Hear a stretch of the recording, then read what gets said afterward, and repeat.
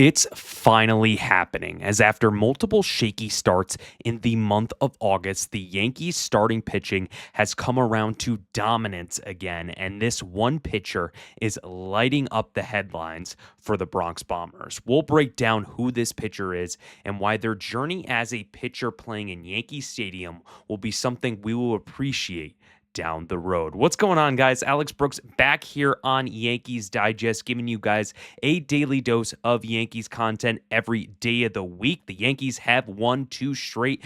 We're pumped up here on Yankees Digest to give you everything you need. But before we get into this video, if you guys are not subscribed, if you are a part of that 75.7% who aren't subscribed to these videos, the Yankees are rolling right now, 2 straight wins against the Minnesota Twins at the time of recording. So you guys better hit that subscribe button to keep up to date on everything going on with the New York Yankees. We appreciate the support, but let's get right into this video as talking about the pitcher from last night's victory, Carlos Rodon. What an unbelievable performance by the second best pitcher in this Yankees rotation. We obviously know Carlos Rodon came in from the San Francisco Giants. The Yankees signed him for a long-term deal back in 2023, had a little bit of a shaky start, and is now proving that his contract is worth it. Just took him a little bit of time to acclimate to the Yankees and the Yankee Stadium environment, and he definitely put on a show yesterday regarding his start against the Twins, and just wanted to give a little bit more on his stats so far this season before we get into what he did against the Minnesota Twins. His stats so far this season, 12-7 with a 3.25 ERA in 25 games started. He has 164 strikeouts, and man, he has handled big situations day in and day out when he goes on the bump, and he's been able to not lead with his emotions when he's pitching. And I think that's something that you really got to look at with Carlos Rodon and how he's improved over his career and also over his tenure with the New York Yankees, because he's been able to get out of those situations and not use so much emotion as he's had in the past. We obviously remember when he was in the division, the ALDS against the Kansas City Royals, where he led a little bit with his emotions and kind of gassed himself a little bit after doing really well in the first couple innings against the Royals. But now he is kind of finding his groove here in 2025, and it is coming at a perfect time because the Yankees need to get on the horse and they need to start rattling off these wins, because the Yankees have the 4th easiest schedule remaining in the MLB, so they got to get better at just winning and relying on the rotation. And Rodon is definitely someone who you can rely on day in and day out. And just looking at his performance against the Minnesota Twins, unbelievable. And I'll show this over here so you can get a better look at it. 7 innings pitched, 1 hit, 1 earned run, 2 walks, and 5 strikeouts, only 96 pitches with that. So when you're looking at this Yankees rotation, they were not giving their bullpen enough days off. They weren't giving all their bullpen guys enough days off to rest and recover. It was pretty much 1-run games that were happening, especially at the start of August, where the Yankees were not going 6-7 innings. They were just going 5, sometimes 6 innings, and they were relying on their bullpen to get 12, 16 outs or 12 and 15 ounce, to get the win there. So Carlos Rodon, definitely important for the Yankees bullpen, but also for the Yankees' confidence, getting back on the horse and knowing that you can have more confidence in your starting pitching. And Carlos Rodon talked a little bit more about after his first inning outing in Game 2. He said, "We were set up for disaster there, but we got through it," Rodon said after the game.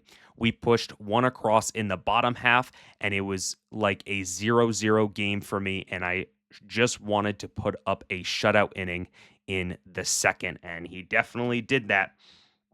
with what he did so far, or what he did against the Minnesota Twins. And, the Minnesota Twins, they obviously sold at this deadline. They gave up a lot of people, a lot of players, a lot of prominent players, but they still have something to play for. There's players on that team that want to get roster spots for 2026. So you still have guys who are going to be aggressive. And, there's definitely something with Carlos Rodon coming in here and shutting the door and not letting any sort of possibility get in the heads of the Yankees, where it's just maybe Will Warren just had a good outing the first game, and they wanted to keep the momentum with Carlos Rodon. Just really big, a big victory, a big confidence booster for the New York Yankees. And this goes to Aaron Boone. I mean, Aaron Boone, he's been able to rely on the bullpen a little bit more than he really wants to.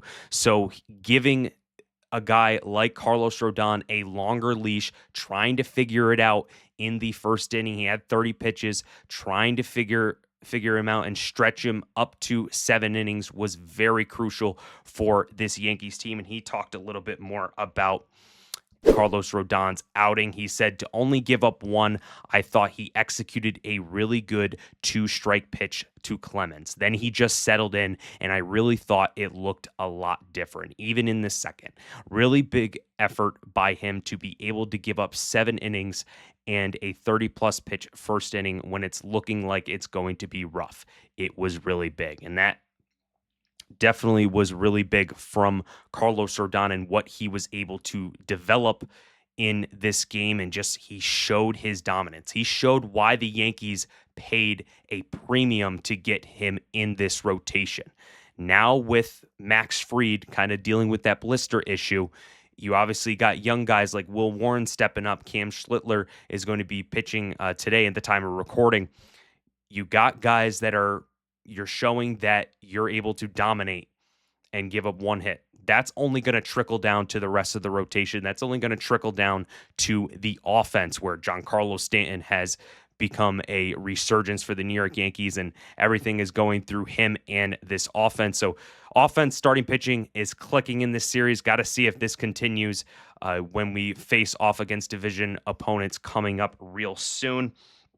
And just wanted to do a little bit more on Carlos Rodon. Looking at this, 2023, 7.33 ERA. 2024, 4.18 ERA. Then in 2025, 3.25 ERA. And we love to see this. Getting better every single year. You go in 2023, obviously it was a tough season for him. He wasn't getting the command, and he was really doing not what he needs to do in 2023. Then in 2024, he was kind of figuring out a little bit, and now in 2025, he seems like he has his stuff, and he is willing to go out there day in and day out and be a contributor. And just looking at what he has done versus all the other top pitchers in this league. You obviously have Freddie Peralta, who is 14 wins with a 2.90 ERA. He's been crucial to that 11-game winning streak. Gerrit Cole, who is a Cy Young candidate, probably the lead Cy Young candidate with Tarek Skubal. He's at 13 wins.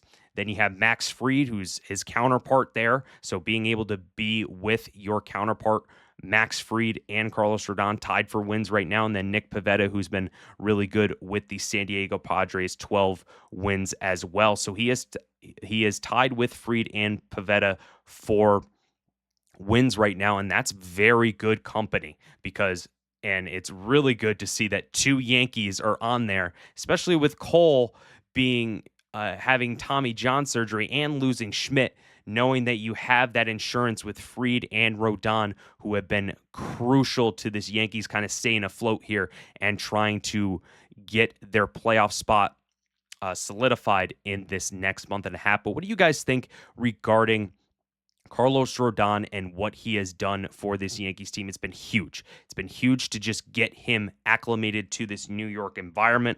I really think that it just took a little bit of time for Carlos Rodon to get in here and contribute. And once he has, now he can just keep developing and keep helping these young guys in order to get to the postseason and make some noise in October. But that's going to do it for another edition of Yankees Digest. Appreciate all the support you guys are giving on this channel. Subscribe, comment down below, join in on this conversation, turn on post notifications.